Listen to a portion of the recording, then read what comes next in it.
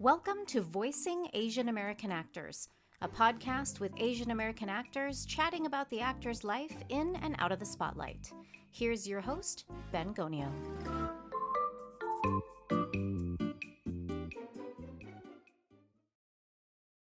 Hello, welcome to Voicing Asian American Actors podcast with Ben Gonio. I'm your host, Ben Gonio, and this is episode 8. I'm thrilled to have our guest here today. Her name is Amy Hill. And I must say, we haven't seen each other in a while, but I have been watching her work from a distance. And I got to tell you, it's so inspiring to see her body of work just pop up everywhere, whether it's in theater, film, or television, because it's so vastly different from the characters, each character that she plays. It's so different, so vibrant, so alive, comical, poignant, and those are the kind of definitions I have of Amy just watching her from a distance. And I've been really impressed by her work. So I thought it would be great to have her on. She's extremely busy, a busy working actor. And so just having her time today is such a pleasure and such an honor. Um, and with the kind of rise and progress of Asian American performers in all mediums. Obviously, there's a lot of room for improvement, right? But we keep seeing this kind of progress being made. But I have to call a special shout out to, and there are many others, a special call out to Amy because of what I've seen, what I've witnessed of her work. She's been at this for a while. She's a pro. She's, I would say, in all good sense of the word, a veteran. And so I wanted to put a voice on that and make sure that I just have this profound respect for those people who have been working diligently at their craft for a while, who've come before a lot of others who you see now blowing up, and they're all extremely talented. But I'm just happy to have Amy here today. So a little bit about her, okay? Her television and film credits really, again, body of work numbers over 200. Many remember her from her memorable turns in 50 First Dates. That's one of my favorite movies, my wife's favorite movies. Or Ice Cube's neighbor in Next Friday. She was a recurring on Crazy Ex Girlfriend, Unreal, Preacher, and Mom. She's currently a regular on NBC's Magnum PI as Kumu. As a voice actor, she's been heard as recurring or regular voice characters on numerous animated series or films, including Kung Fu Panda, the series, American Dad, and next season on Freeform's Praise Petey. She's also worked with regional theaters such as the Mark Taper Forum, Berkeley Rep, Seattle Rep, Actors Theater of Louisville, the Public Theater in New York City, and appeared on Broadway in Lincoln Center's 12th Night, that also aired on PBS's Live from Lincoln Center. She's proud to consider East West Players as her LA theater home, where she's performed, directed, and taught. Now, Mac and Rita, starring Diane Keaton, is actually marking a joyful return to the big screen for her, which was in 2022 that film released. So, ladies and gentlemen, it is my pleasure to have Miss Amy Hill. Hi, Amy. Can you hear me? Hi, yes, I can.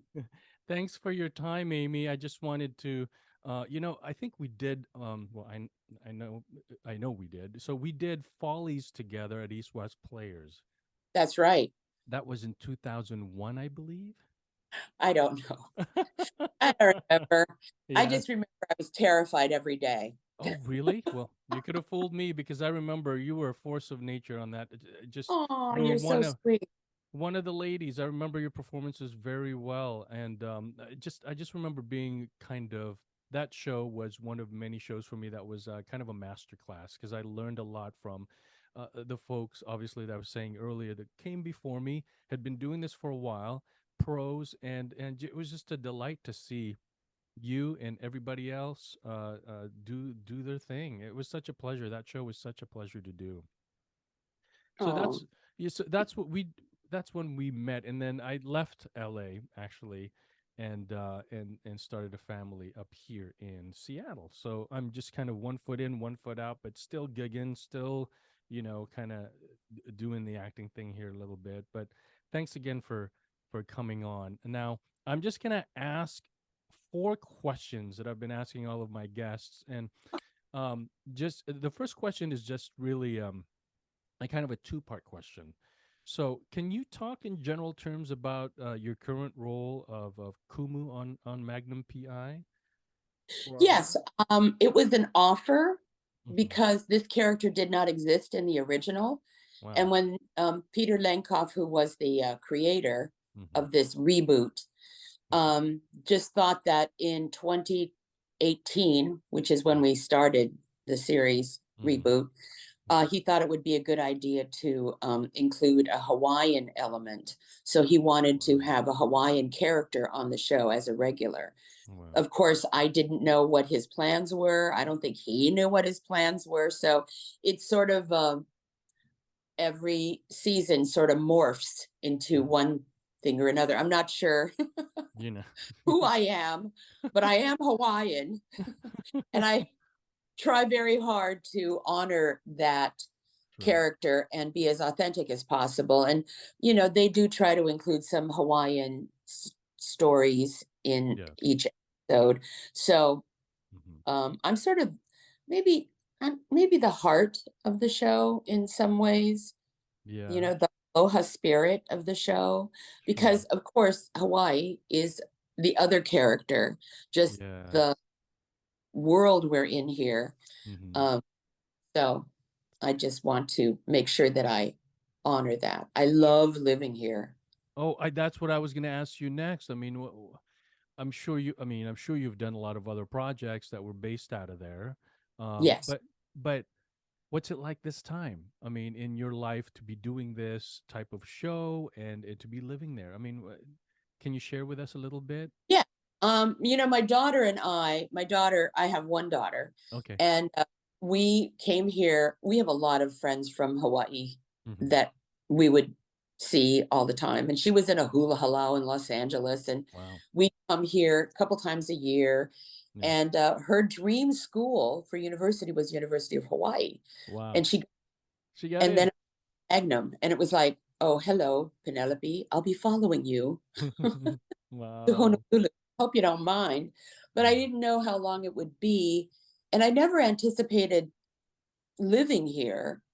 But during the course of the show, in the beginning, you don't know how long you're going to be here. It's only, till December. And then they give you the back nine. And then they give you another season.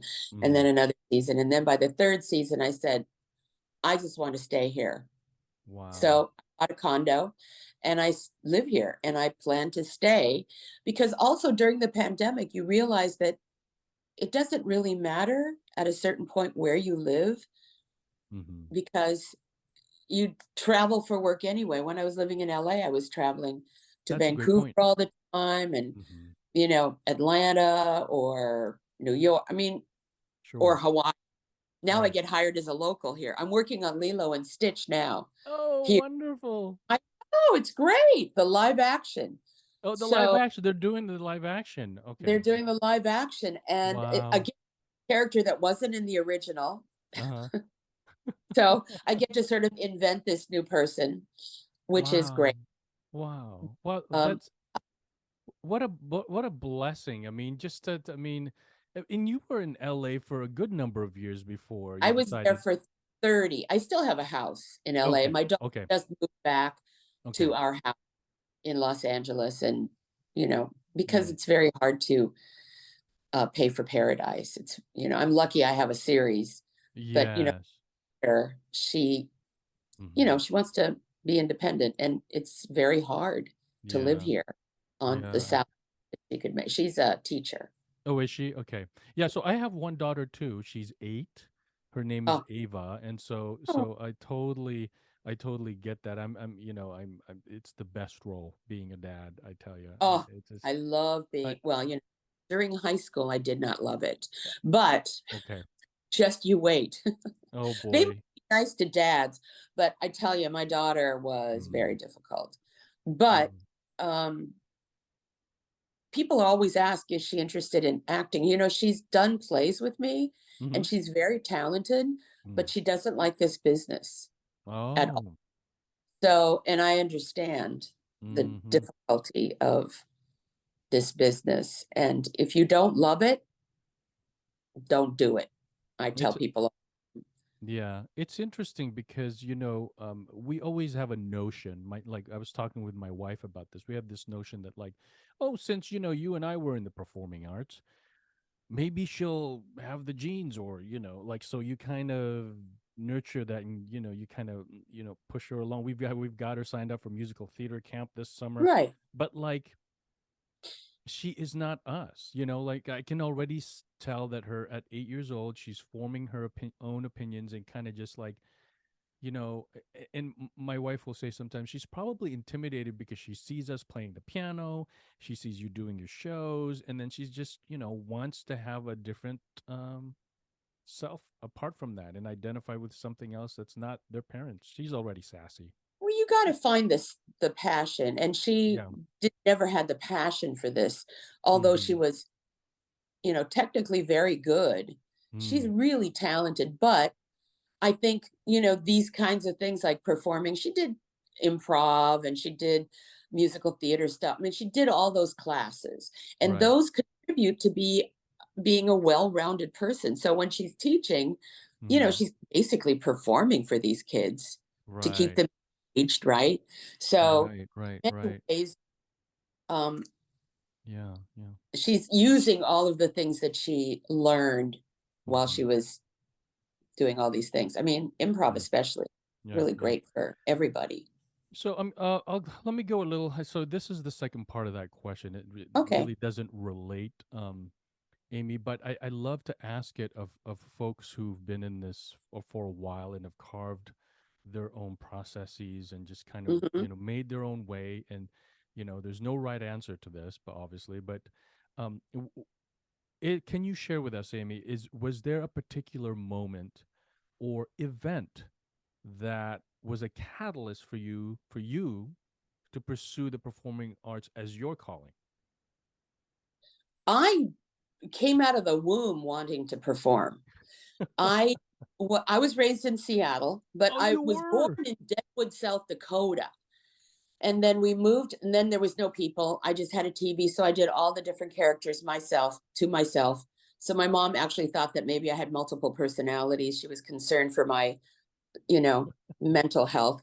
And Mm, then we moved to Seattle, and then Seattle was difficult because, at the time that I was growing up, interracial marriage was still frowned upon. mm, yeah. So I was sort of an outcast. I was othered as a Mm, child. So I was again, sort of performing for my neighbors across the street, the wow. Italians.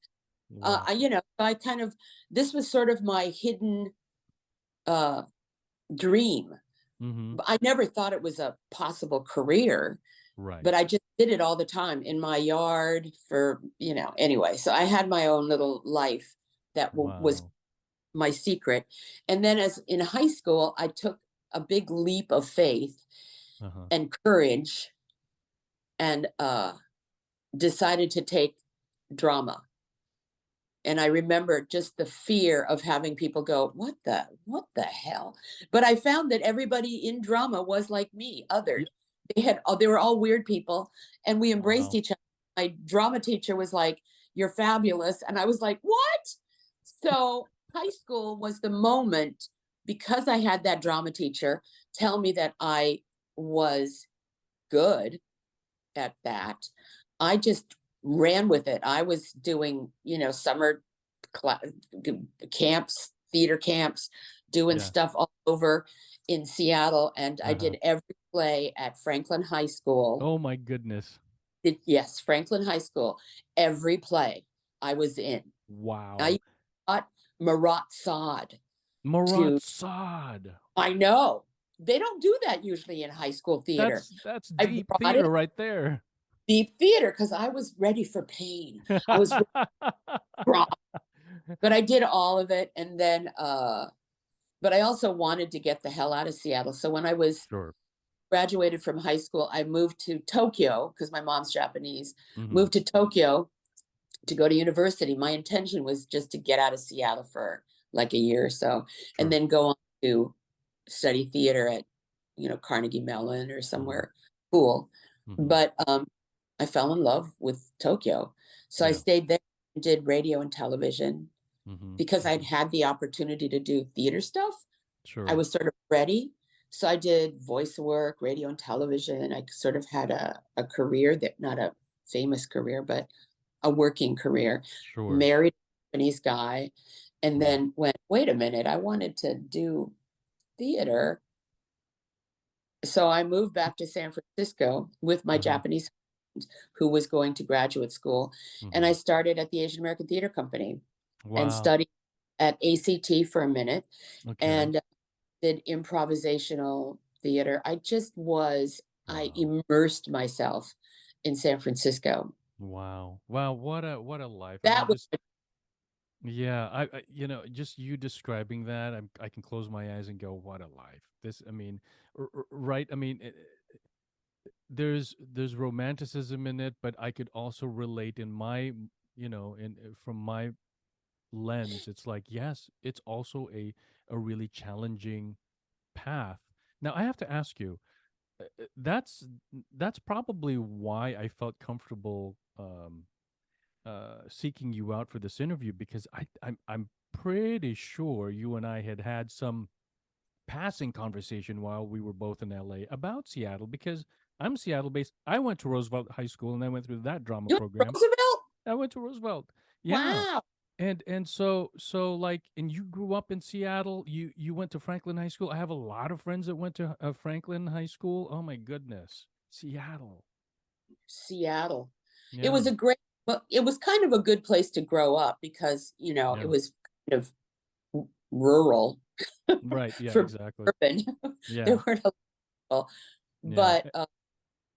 but I did need to get out. But my Sure. dream was to go to, one day if I'm really good, I'll go to Seattle Rep. I Oh never yeah. even Broadway. Yeah. Yeah. I know that Yeah. a place in movies, Yeah. you know, Yeah.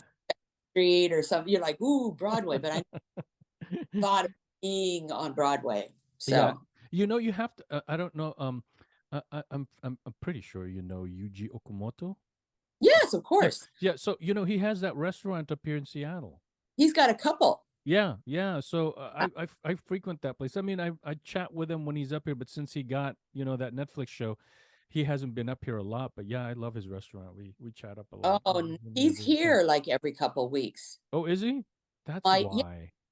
he's buying a condo here. Okay. Okay. I don't he's here all the time because he's getting those Alaska Airlines miles so he could get some kind of the whole thing, but he's here for 2 days. I'm Yeah. like, okay, I'll Wow. get him a thing, whatever. Okay. All right. All right. Uh, Amy, next question for you is, yeah. can you describe a moment in your process as an actor that made you grow or challenge you in a profound way? All of the things that have challenged me in a profound way have been in theater. Hmm. Okay. Yeah. No. So usually I'm given parts that, like, I remember doing Golden Child, Mm. David Henry Wong's play, Was that at and I East West? at East West Players, Okay, and so yeah. David Henry Wong's play. It uh, required me to be. I had to die from opium overdose in the play. Mm, It was a very serious part. right. Wow. But at that point, I'd already done a lot of sitcoms, and so people were, kind of familiar with me being funny. And I Hmm. remember the first preview, I came on stage, and everybody, like before I even spoke, they started to laugh, and I thought, wow, I need to do something to make them not laugh when I go on stage so that they Right. will follow my journey Right. organic instead of just go, oh, she's going to be hilarious. You know what I mean? It was scary. And the Wow. second night, I don't know what I did. I just, I guess I just emotionally adjusted, but I came on stage and nobody laughed and they followed my journey. But That's that great. moment where people assumed that I was going to do a certain thing Mm-hmm. terrified me because I thought, am I ever going to be able to do other kinds of roles? Are people always going to expect me to be funny? Because I'm not, even when I'm doing comedy, I'm not trying to be funny. It's the situation that brings the comedy. So usually I'm just making choices that don't fit the situation necessarily, you know? Yes.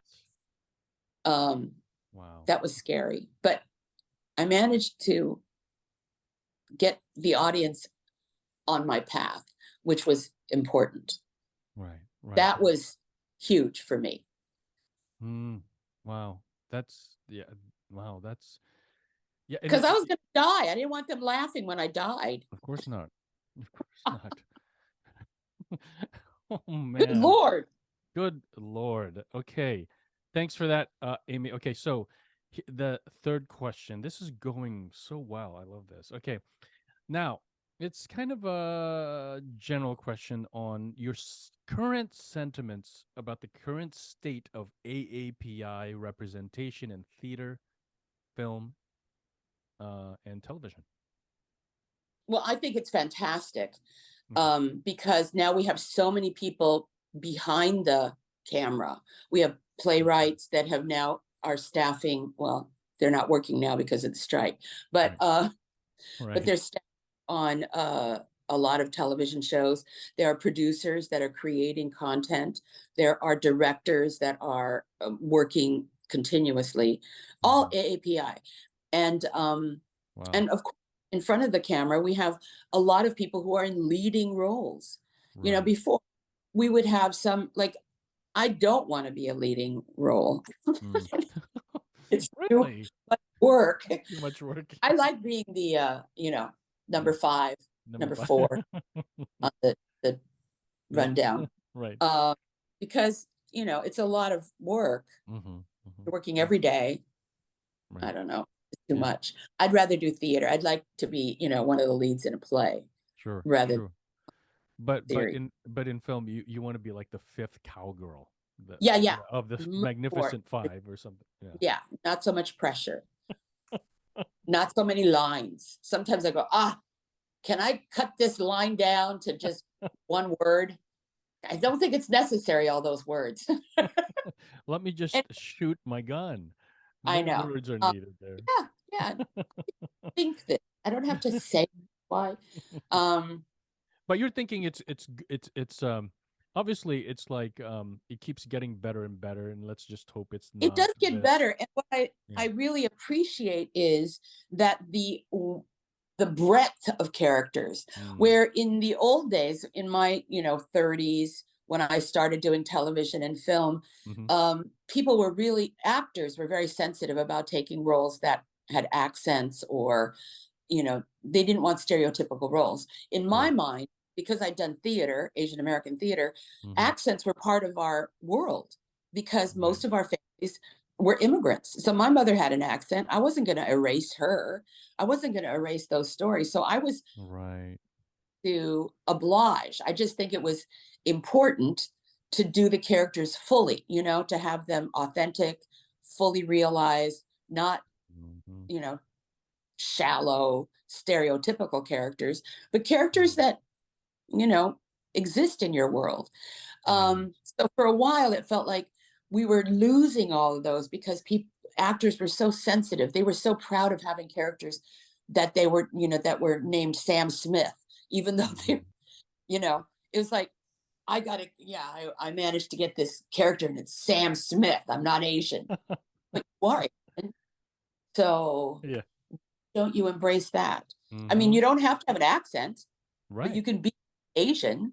Anyway, Right. so now we have all kinds of people with accents, people without accents, people that are, gardeners, Yeah. people that trash collectors, people that are heads of businesses. There are, like Warrior, they're all like, gangsters. Mm-hmm. But it's Mm-hmm. really a cool show set Mm-hmm. in San Francisco Chinatown, written by Bruce Lee. But Fantastic. years ago, people go, I'm not going to do martial arts. Right. Because I think what's happening, and this is basically what you're saying is it's the same thing. It's like the pan Asian, the depth of experience, the many faces and facets of the Asian American experience, is not just into these No, kind of exoticized right, or martial arts. It's not, it's right. and I have to see. I have a couple colleagues in the show, Warrior, and it's been it's a show that's been raved about by some of my other colleagues, and I really have to watch it. It's just that the digital streaming is so saturated. I can't keep up. But I bet Oh, you anything that with the martial artist portrayals there is dimension. It's not just caricaturish. no, There is. because the actors are good. I mean, they Mm-hmm. can do martial arts, but they're good actors. Mm-hmm. So they're really multidimensional. And, Mm-hmm. of course, I think, wow. And they can do all that kick it, just like Michelle Yeoh. Before, Mm-hmm. she was very, you know, two-dimensional. She was Mm-hmm. really good, but, she wasn't given the chance to have a fully formed character. That's why Mm-hmm. Everything Everywhere All at Once was so mind-blowing, because you could see all of the different layers of a human being. Mm-hmm. Plus, she was able to do all those martial arts things, which I can't do. Never say never, Amy. Okay. All right. So, Amy, we're breezing along here with our final question. What advice would you give members of the AAPI community wanting to pursue the performing arts? Well, as I said before, unless you really have a passion for this, it's incredibly difficult for anybody, even if they're Asian American or Caucasian or Nepo kids. It's difficult, Mm-hmm. difficult. So you have to have a passion. And it's really hard work. So you can't just, fly by the seat of your pants. You really have to put energy and effort and training Mm-hmm. and good etiquette, Mm-hmm. be on time, be kind, be responsive to direction. You don't always have to follow it, but you need to listen and be be courteous to your other actors. Listening is very big. Listening to what's going on is really important, Mm-hmm. and being honest and have a lot of integrity. I don't know. It seems kind of, Yeah. you know obvious, Right. but But I appreciate you speaking your truth, Amy, because it's like um let's not sugarcoat this. This is a very challenging path if you're going to choose it. And then on top of that, we're folks of color, right? And the challenges that come with that. And I can share with you many war stories in my path, but you know, I- I- the the point is to go, okay, yes, this is, but I'm passionate about it. It's going to be difficult, but I'm passionate about it. How do I reframe? How do I pick myself up and navigate these peaks and valleys of being an artist, and I think and some of the most successful ones are the ones that have just stuck around, mm, wow. because it's easy to just give up and Mm, say, I'll be a realtor or a mm, therapist, or these are the jobs that a lot of my actor friends have moved into, mm-hmm. psychoanalyst, whatever. Yeah, Uh, yeah. Yeah, it's happening with mine in my generation too. Like I'm seeing it. I'm like, oh, you're a real estate person now. You were just on Broadway, yeah, Oh, 'cause it's uh, really hard and they're yeah. really talented. Even on Lilo and Stitch, my wardrobe person on set Hmm. was in the original production of Cats in the Really? West End. She Oh my toured with God! nationally, but Wow! Wow! Wow! you can't do that forever, Mm. especially if you're dancer. That's what I Gotta, was gonna say, especially if you're a dancer. you're a dancer. Your body can't hold up. Yeah. But she's still in the business, and it's kind of, she's adjacent at Right. least. Right. Right. But So yeah, so it's hard. yeah. Well, thank you for that. That's really that's.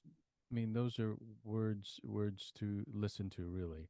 Um, but uh, so I know I said I'd give you one last question, but we have a bonus question because Oh, you've answered so succinctly. So I have to chat. I have to stump you with one question. And so we actually have about 7 minutes, but we get cut off at about 2 minutes. So I'll go ahead and just ask it and see where it goes. Um, Here Lies Love is going to open on Broadway. right. Actually, yeah, in next month. So I've been talking to some of our colleagues. I'm sure you know some of them, and there's this kind of brewing, underlying kind of discontent about, and it's okay to have these varying opinions about um, casting. In that there has been, and I'm not an expert on this. This is what I'm just repeating what other people have been saying, where the trends are going. Here's an example that certain casting has now started to, in light of all of our reckonings, choose a reckoning, right? Global, climate, racial, whatever. There is a move towards casting particular shows that are rooted in making sure that it, like let's say, here's a scenario, a hypothetical scenario. If it takes place in China, you must be Chinese born, you must be fluent in Chinese, and that's it. That's it. And you can't, and no other Asian actors can be cast in it other than Chinese. Um, and obviously there have been productions where it has been pan Asian. It doesn't matter. So a question was brought up, like, in about Here Lies Love, that was, does it have to be all Filipino? Well, I don't know. I feel like what they've, this is so racist, but Filipinos, they can sing. They can say. They can sing, man. They They can can sing. say. They're the first ones that have been on Broadway, I feel like. There's always like, you go, oh, look, that's a Japanese, Chinese, Korean. But, Filipinos are good. But, the people that they've cast, Mm-hmm. I feel like a lot of them had been in the original public theater production. Mm-hmm. Mm-hmm. Mm-hmm. Yeah, And that that's was, I guess, primarily Filipino cast. yeah, yeah. But I The think. things I've been hearing that have been difficult, uh, controversial, is that the subject matter, Mm, because it's about Marcos and Imelda, and that it's sort mm-hmm. of like, so I have not seen the show, so I don't even know Yeah, I what saw the, it at the Seattle Rep. I saw it at Seattle Rep. Yeah. oh, so is there a lot of, yeah, I think it's the same, a lot of the same cast, Oh my right? gosh. Yeah. Oh yeah. It's Yeah. most of it is the same cast, and then there's some new ones. But Was basically, yeah. Longa at the Seattle Rep? Leia is a newcomer to the show, so she Okay. has a. But Paolo Montalban, is he Seattle Rep? no, he wasn't in the Seattle Rep. But Oh, well, is he going to here, be in the? huh?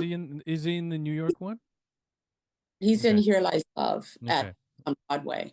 Okay. Um, but Okay. was it sort of celebrating their little world in the That's the tricky. Philippines? Yeah. So that's the thing, right? There's, for me, and I'll share with you what my lens is about it, having seen the show. There's a part of me that, obviously, in terms of representation, took pride in seeing, wow, a bunch of Filipinos at Seattle Rep stage. Okay, but then there was another part of me who, I immigrated from the Philippines. In 1978, and I was 8 years old. So I remember as a child all those protests, the dictatorships, the lights Right. out at, the martial I law. I was lived too. Yeah, I lived that, and I know what that was like. It was terrifying for a child, and for a I love Talking Heads. I love Peter Gabriel. I just think that um you know uh Caucasians writing about the Filipino experience, l- um runs the danger of it being a kind of a museum piece Right. that then kind of sends up this caricature and celebrates a particular moment in history of the Philippines, particularly a lady that was so corrupt Yeah. as something to kind of exoticize, you know. Right. And so it's tricky there for me. That show, I want them to succeed on Broadway. Of Um, course. but I hope that they've fleshed out some of those things that I makes I me, yeah, haven't seen any production, but I know my Filipino, New York Filipino friends have experienced that. yeah, They are, why is this the show that's going to be on Broadway? Because right, it's, you know, controversial in that way. yeah, Um, I haven't heard anything about them not casting. I mean, like closing the doors or telling people if you're not Filipino, you can't audition. mm-hmm. Um, Yeah, I haven't either, but yeah, yeah, but it'll, it's the people that I know that were in it before are in it again, which is right, great. mm-hmm, And then they did. I don't think Leia had to audition, right, but they did pick people that had Broadway experience, like right, Paolo mm-hmm, and right, who's a bunch of Filipino actors yeah, that have done, like, a bunch of them. Oh, yeah, yeah, they've done a lot of Broadway, you so know, a they're bunch of ready to. talented Filipinos. You know, They're, it's you know. just hard being a talented Filipino Yeah, actor. I know. But listen, Amy, we are running out of time. Thank you so much. It's been great to kind of reconnect with you. And if you're ever back up in Seattle, my mother-in-law would love to cook you some Filipino food. Oh, I So love stay in that. touch, okay? And Yeah, many blessings to you. Good thank luck. you. Keep thriving. I'm always watching you from a distance and leaning into your continued success, okay? Great. Thank All right. you. Take care. Bye-bye. Bye. Thank you to our guest, and we hope you enjoyed this podcast episode. You can click the link in this episode's description to watch the video on YouTube. Be sure to tune in next time on Voicing Asian American Actors.